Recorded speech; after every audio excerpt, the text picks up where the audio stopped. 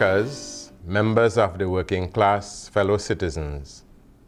Today, 77 years after the Butler riots, the general strike and popular insurrection by the people, many of you will journey to the birthplace of our labor movement to commemorate this significant milestone in the struggle by organized labor for recognition, respect, and for improved working and humane conditions that laid the foundation upon which we will continue to grow and develop.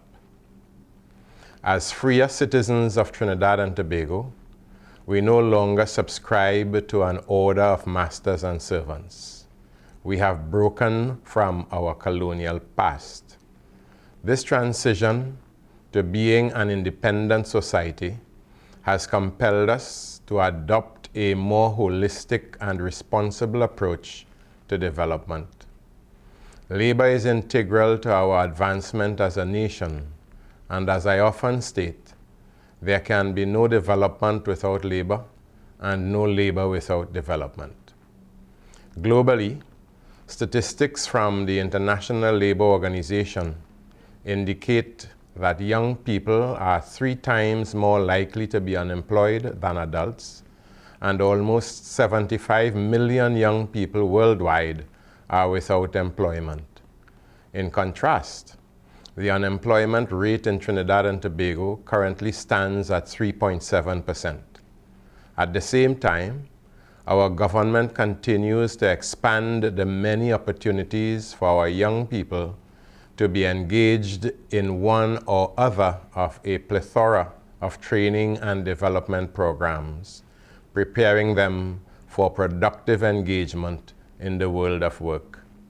Under my portfolio as Minister of Labor and Small and Micro Enterprise Development, concerted efforts have been made to address the numerous challenges that affect labor. As such, the Ministry has recognized the need to customize and adapt our services to address labor issues in the national community. For aspiring entrepreneurs, the Ministry is the incubator for the expansion of human capabilities and creative freedoms through our National Integrated Business Incubator System and Fair Share program. For job seekers, the Ministry's National Employment Services provides many an employment opportunity. Critical to my portfolio is the development of labor legislation. Since coming to office, this government partnered with its stakeholders to increase the national minimum wage from $9 to $12.50 per hour.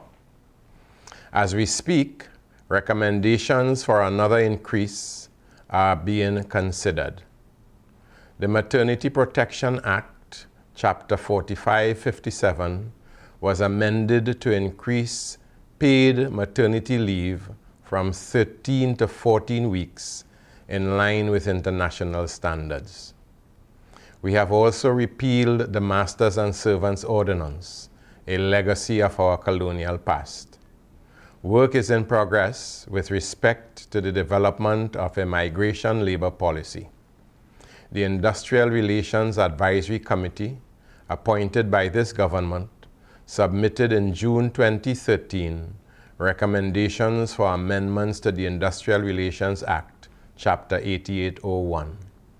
Some of the proposed changes include widening the jurisdiction of the Industrial Court, enactment of a new Law and Employment Rights Standards Act to protect workers who are not protected by the IRA or who are not allowed to be represented under the Industrial Relations Act.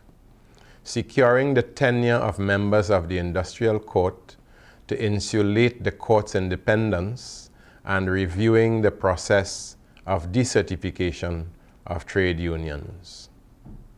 There have been recent calls for the ratification of the International Labour Organization's Domestic Workers Convention 189 to recognize domestic workers as workers under the Industrial Relations Act. Callers are knocking on an open door. The government repeats its commitment to this. I repeat, callers are knocking on an open door. The requisite legal framework must be in place before this convention can be properly implemented into domestic law. The requisite amendment to the Industrial Relations Act, among others, is currently being worked on. With respect to the current legal status of domestic workers in Trinidad and Tobago, the belief by some that domestic employees have no rights in their place of employment is inaccurate.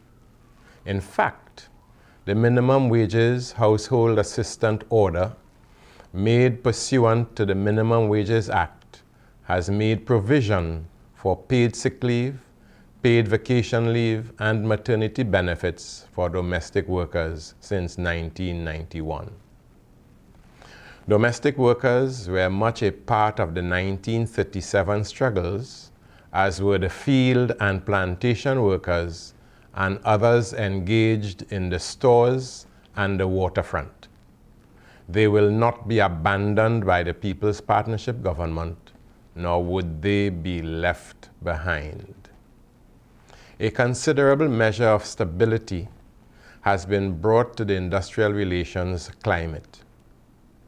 Long outstanding collective agreements have been settled, and the majority of them are currently being renegotiated or about to commence renegotiations.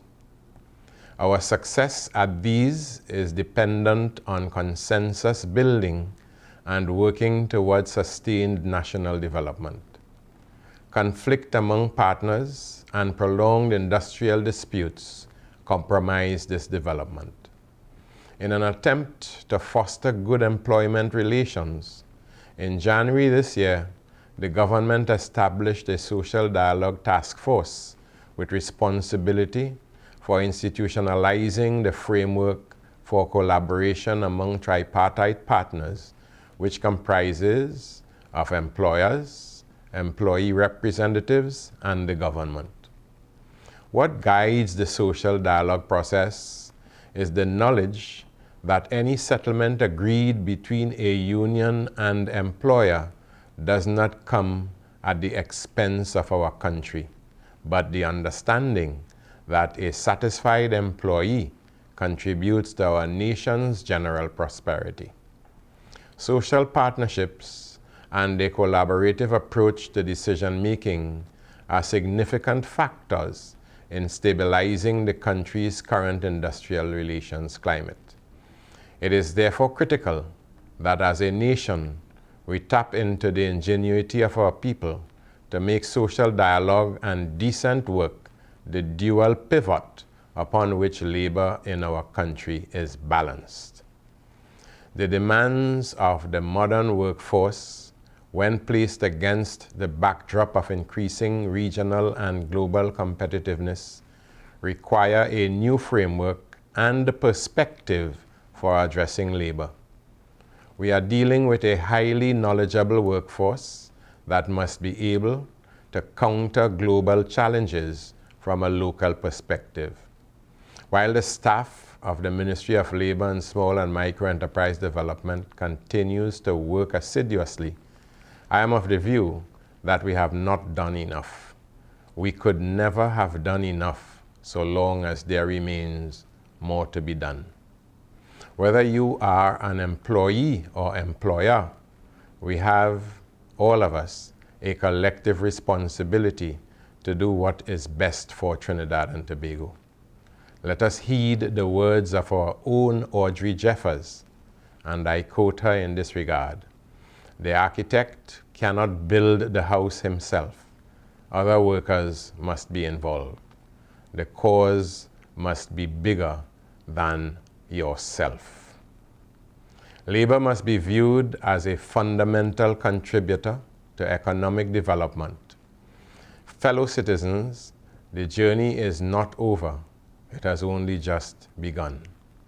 So on behalf of the government and the Ministry of Labor and Small and Micro Enterprise Development, I extend to all citizens, all workers and their unions and associations, a safe and productive Labor Day 2014.